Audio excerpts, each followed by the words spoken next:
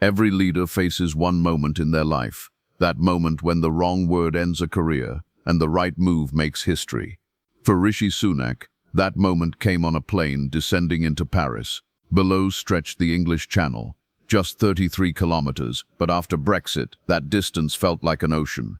Here's the paradox: two allies, now two enemies. Rishi leaned against the window. The briefing file in his hand was heavy. Page 1, Macron, the EU's new strongman, Britain's biggest critic. Page 2, fishing crisis, 8 months unresolved. Page 3, migrant crossings, 200 people per day, Calais to Dover. But the real interesting part was page 4, Paris under 14 weeks of strikes, Macron's approval rating 28%, yellow vests back on the streets. Rishi smiled faintly. Macron was weak, but arrogance made him look strong. As the plane began its descent, his private secretary approached. Prime Minister, the Élysée Protocol Office called. Macron wants a private meeting before the official talks, just the two of you, no translator. Rishi raised an eyebrow. How private? Very private. One room, two leaders. Rishi chuckled softly, but in the back of his mind, alarm bells were ringing. Macron was planning something, and he wanted to catch Rishi off guard. Because Macron's strategy was clear: humiliate Rishi, make Britain look weak, tell the EU, see, Brexit doesn't work. But Rishi was ready too. The doors of the Élysée Palace were lined with photographers. When Rishi stepped out of the car, flashes exploded. French press, British correspondents, cameras everywhere. Macron had orchestrated this deliberately. Optics were everything. Rishi adjusted his suit, straightened his shoulders. He didn't smile, just calm, controlled, composed. Inside, the atmosphere was even colder. Macron greeted him at the top of the grand staircase. Wide smile, open arms. Rishi, bienvenue à Paris. Rishi extended his hand. Macron gripped it, but too tight. That classic power move, trying to establish who's alpha. Rishi didn't pull back. He matched it. Same force, same firmness. For a split second, surprise flickered in Macron's eyes. Most leaders would retreat at this moment, but Rishi didn't. We have much to discuss, Macron said, still smiling. We can talk more comfortably in my office. Rishi nodded slightly. Of course.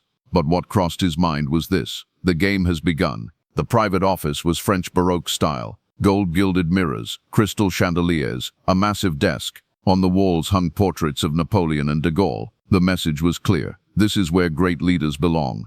Macron moved behind the desk, gesturing to the chair opposite. Sit. Rishi sat, but kept his back straight. Never relaxed. Macron placed a file in front of him. Fishing dispute, he said, his voice suddenly hardening. British vessels are entering French waters. You're violating the Brexit agreement. Rishi didn't blink. The agreement works both ways. French ports aren't issuing licenses to British fishermen. Macron slammed his hand on the desk. Because they don't follow procedures. Procedures change every week, Rishi said, his voice low but sharp. And you know it. Macron leaned back, his eyes narrowing. You also know that without France, Britain is nothing in Europe. There it was, the real face. Rishi leaned forward. Emmanuel, are you threatening me? Macron smiled. No, just reminding you of reality. But Rishi had seen through his game. Because Macron's hand was trembling slightly, under the table. No one noticed, but Rishi saw it. And in that moment, he understood. Macron was afraid. Macron stood up, hands clasped behind his back, walking toward the window. Brexit was a mistake, he said, his voice soft but venomous, and we're all paying the price for it. But you're paying the most. Rishi didn't respond. He just waited. Because when Macron kept talking, he always said something usable. The migrant crisis, Macron continued. Every day, hundreds of people try to cross from Calais to Britain. We're spending millions to stop them. And what do we get from you? Criticism. Rishi smiled quietly. Maybe you can't stop them because you don't want to. Macron turned around. What do you mean? Rishi stood up, walking slowly toward the window. What I mean is this: as long as migrants cross into Britain, it's leverage for you. You can blame us. You can distract your domestic politics. And you can tell the EU, see, Brexit doesn't work. Macron's jaw tightened. That's slander. No, Rishi said, his voice cold. That's strategy, and you know it well. For a moment, the two leaders stared at each other. The room was silent. Then Macron laughed. but it wasn't sincere. You're an interesting one, Rishi. Most British leaders come here, apologize, ask for deals. But you're different. Because I see the facts, Rishi said. And the fact is this: we both need something from this table. You're losing power domestically. I'm carrying the economic weight of Brexit. But instead of undermining each other, we can find a solution. Macron returned to the desk, sat down. What kind of solution? Rishi sat down too, and in that moment, the real negotiation began. But he hadn't heard the biggest bombshell yet.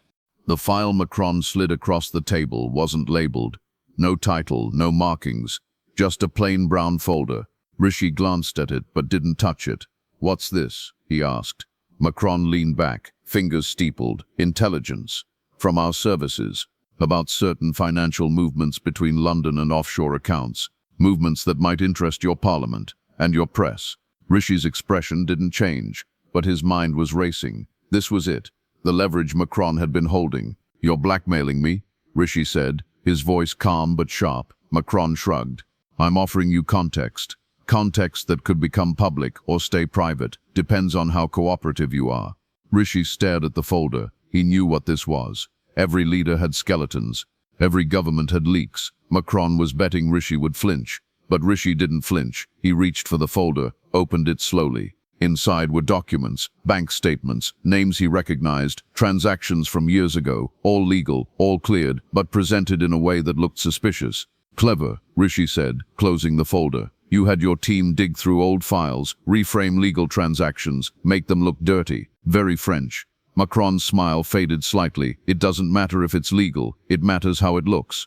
Rishi pushed the folder back across the table. "Go ahead, release it." Macron blinked. "What? Release it?" Rishi repeated. "Give it to your press. Watch what happens. Because here's what you're missing, Emmanuel. I'm not afraid of you." Macron's face hardened. "You should be." "No," Rishi said, standing up. "You should be afraid of me. Because if you release this, I'll release something too." Macron froze. "What are you talking about?" Rishi walked to the window, hands in his pockets. "Your polling numbers, your pension reform disaster, the riots you can't control, the fact that half of France wants you gone, and if this meeting leaks, if it looks like you tried to blackmail a British Prime Minister, how do you think that plays in Brussels? In Berlin, in your own country?" Macron's jaw clenched. "You're bluffing." "Am I?" Rishi turned to face him. "Because I have something you don't. I have nothing to lose. You do." Silence filled the room. Macron's hand twitched toward the folder, then stopped. "You think you're clever," Macron said quietly. "I think I'm prepared," Rishi replied. "There's a difference." Macron stood up abruptly. "This meeting is over." Rishi didn't move. "No, it's not, because we haven't talked about the real issue yet." Macron glared at him. "Which is?" "The Northern Ireland Protocol." Rishi said it calmly, but the words landed like a bomb. Macron's face went pale. "That's not on the table." "It is now," Rishi said, "because you want something from me. Access to UK financial markets, easier trade routes, a deal that makes you look strong before the next election, and I want something from you, a commitment to renegotiate the protocol without EU interference." Macron shook his head. "Impossible." "Nothing's impossible," Rishi said. "You just have to want it enough." Macron turned away, staring out the window. His shoulders were tense. Rishi could see it. The calculation, the internal chess game. Finally Macron spoke. "If I agree to this, it stays private. No press, no leaks." Rishi nodded. "Agreed." Macron turned back, his face unreadable. "You're more dangerous than I thought." Rishi smiled faintly. "I learned from the best." They shook hands, this time without the power play, just two leaders who had reached an understanding. But as Rishi walked toward the door, Macron called out, "Rishi." He paused. "Don't mistake this for friendship." Rishi glanced back. "I never do." And he walked out. Outside, the corridors of the Élysée were buzzing. Staff members whispered. Journalists waited. Rishi's team approached immediately. "How did it go?" one aide asked. Rishi straightened his tie. "Better than expected." They walked toward the main hall where the official press conference would take place. But Rishi's mind was already 3 steps ahead. Macron had blinked. The blackmail attempt had failed. And now Rishi had something even more valuable. Leverage. Because in politics, the moment someone shows their cards, they've already lost. And Macron had just shown everything. The press conference hall was packed. Cameras lined the back wall. Journalists sat shoulder to shoulder, microphones clustered on the podium like a bouquet of metal flowers. Rishi stood backstage, adjusting his tie one last time. His press secretary leaned in. "Macron's team is already spinning the narrative.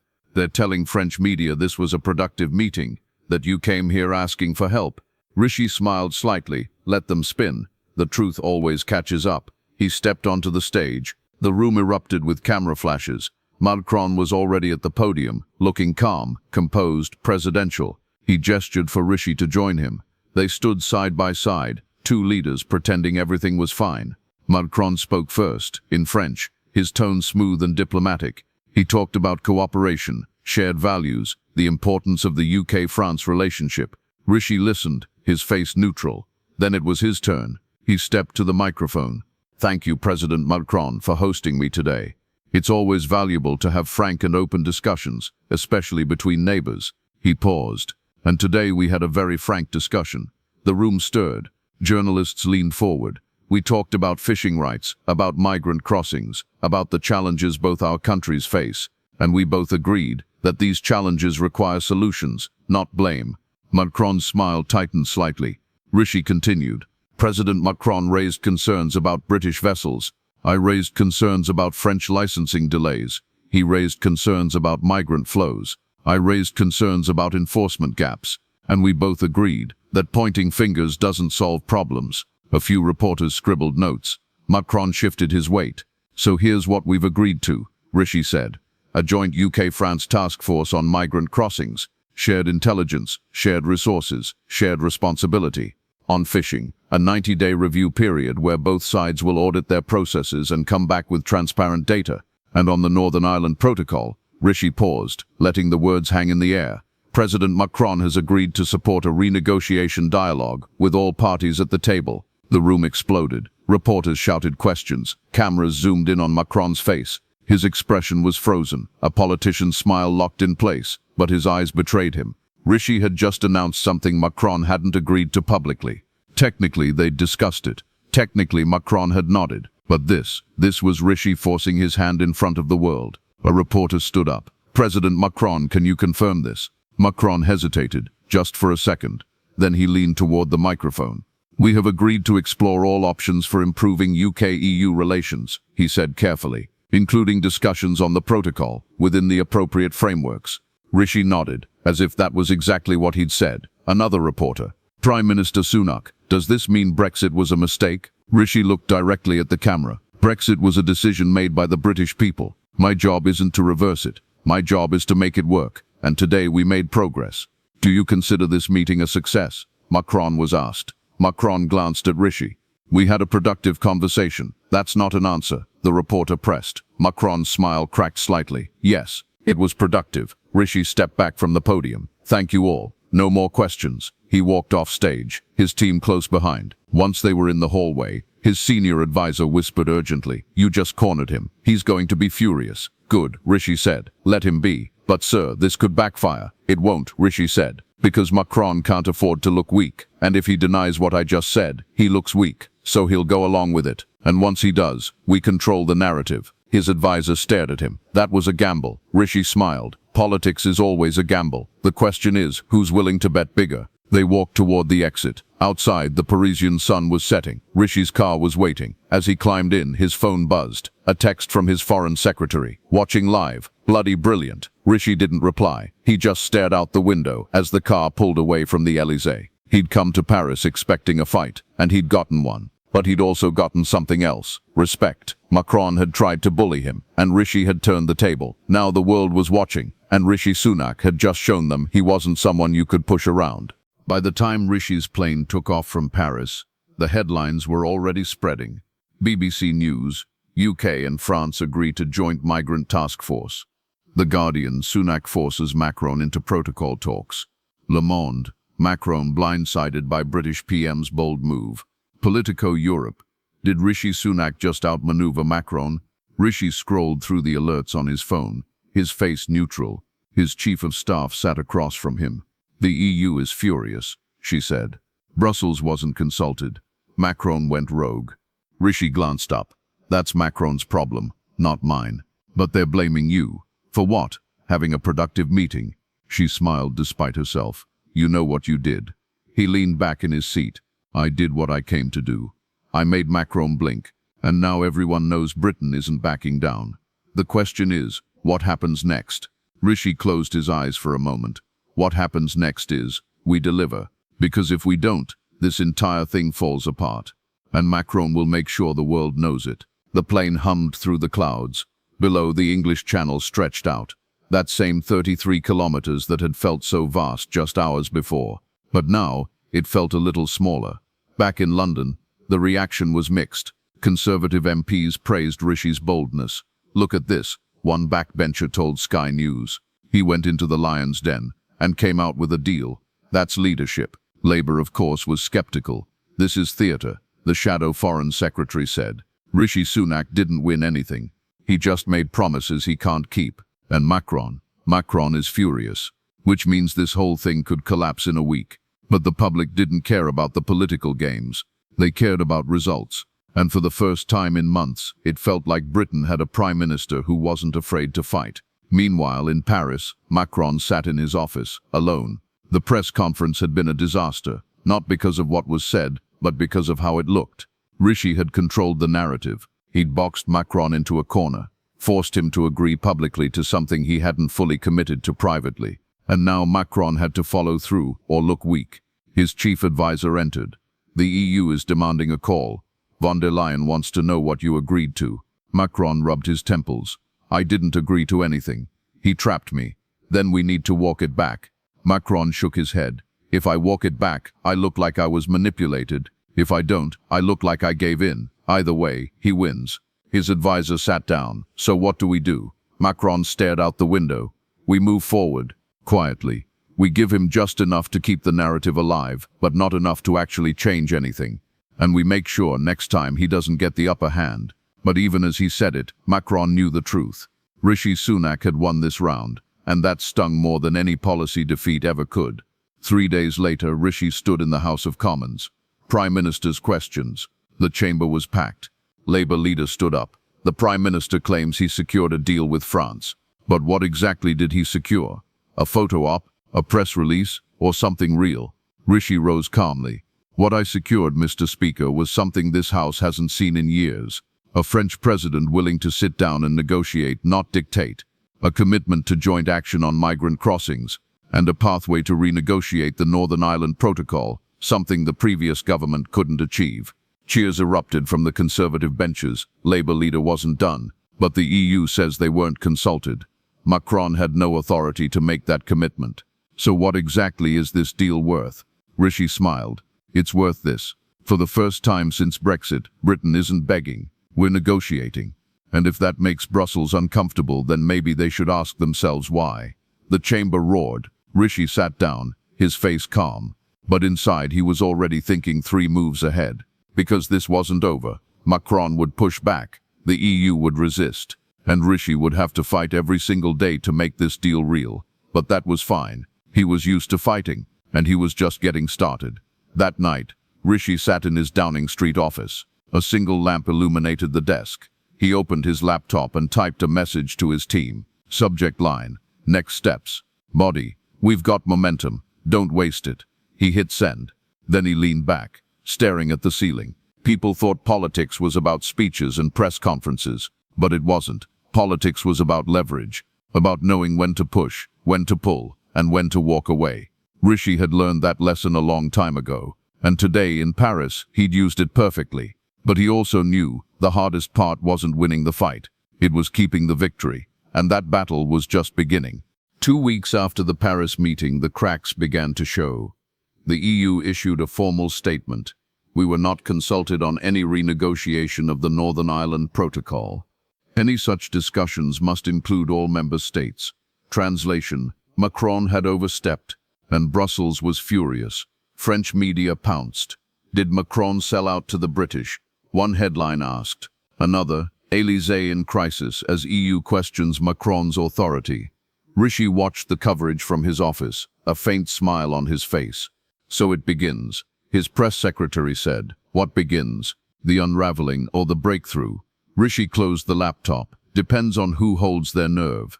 In Paris, Macron was under siege. His approval rating had dropped another 3 points. Opposition leaders called for a vote of no confidence, and within his own party, whispers of betrayal grew louder. But Macron had one card left to play. He called Rishi. The phone rang twice before Rishi answered. "Emmanuel." "Rishi, we need to talk." "I thought we already did. Macron's voice was tight. You put me in an impossible position. You put yourself there, Rishi said calmly. I just held up a mirror. There was silence on the line. Then Macron spoke again, quieter this time. If I go down because of this, you go down with me. Rishi leaned back in his chair. Or, we both survive, and we do it by actually following through. Macron exhaled slowly. You really think we can make this work? I think we don't have a choice, Rishi said. You need a win, I need a win. So let's stop fighting each other and start fighting the real problem, which is the people who want both of us to fail. Another pause. Then Macron said, all right, what do you propose? Rishi outlined it quickly. A joint statement. UK and France reaffirm commitment to cooperation. Migrant task force launches next month. Protocol talks begin in 60 days, with EU representation. And most importantly, we both frame it as leadership, not surrender. Macron considered. And if Brussels pushes back, then we push harder, Rishi said. Together. For the first time in the conversation, Macron laughed. You're relentless. So are you, Rishi said. That's why this might actually work. They agreed to the statement. Within 24 hours it was released. The headlines shifted. UK-France double down on cooperation. Sunak and Macron defy EU pressure. Is this the new Anglo-French alliance? In Westminster, Rishi faced more questions, but this time he had answers. The deal was real. The task force was forming, and the protocol talks, however difficult, were on the table. Labour still attacked, but their attacks felt weaker now, because Rishi had something they didn't: momentum. And in politics, momentum is everything. 3 months later, the first joint UK-France patrol boat launched in the Channel. Migrant crossings dropped by 30%. It wasn't perfect, but it was progress. And progress in politics is rare. Rishi's rose, and slowly, quietly, the relationship between London and Paris began to shift. Not from enemies to friends, but from rivals to partners, because both leaders had learned the same lesson. You can't win by tearing the other side down. You win by building something neither of you could build alone. The final scene. Rishi stood on the cliffs of Dover, looking across the Channel. A journalist approached. Prime Minister, looking back at the Paris meeting, do you think you won? Rishi smiled. I don't think about it that way. Then how do you think about it? As the moment we stopped pretending we didn't need each other, and started figuring out how to make it work. The journalist scribbled notes. And Macron, what about him? Rishi glanced at the sea. He's tougher than people think, and smarter. We didn't agree on everything, but we agreed on enough, and sometimes that's all you need. The wind picked up, carrying salt and sound. Rishi turned back toward his car. Because here's the truth about leadership. It's not about being right. It's not about being liked. It's about being willing to sit across from someone you don't trust, someone who doesn't trust you, and find a way forward anyway. That's what happened in Paris. Not a victory, not a defeat. Just two leaders, choosing progress over pride. And sometimes that's the hardest choice of all. Fade out. The story of Rishi Sunak and Emmanuel Macron didn't end that day. It's still being written. But one thing is clear. When two leaders stop performing for the cameras and start solving for the people, incredible things can happen, even across 33 kilometers of cold, dark water.